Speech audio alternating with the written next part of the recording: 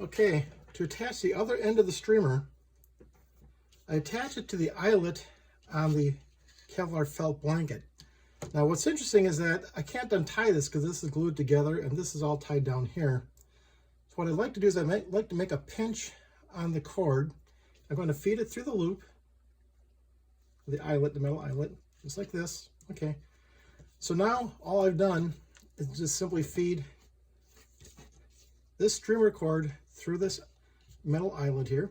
Now I'm going to take the blanket and push this through the loop instead. So I push this through the loop. Now we actually have tied a knot. So now we have this knot, and all we have to do is just pull it tight and we're all set.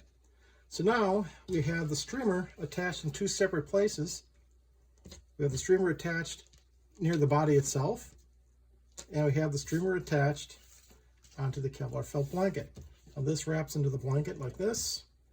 It folds up, you put it into the rocket, and everything opens up. The streamer is 25 feet long. This cord is about 6 feet long. You get that nice horseshoe shape.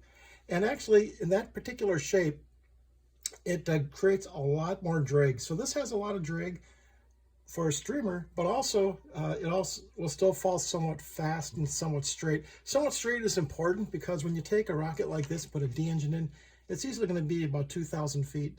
So you want to make sure it has a relatively straight descent and doesn't float away.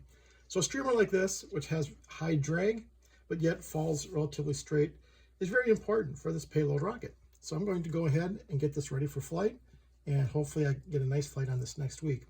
By the way, there are a few tips, actually, which is how do you really pack this whole thing for flight? I've covered that in other videos. I won't cover that here. But just very quickly, I use multiple wads of wadding, of paper wadding, because I wanted to come out in sections. I put this part in first with a piece of wadding. I wind up the cord, add some wadding.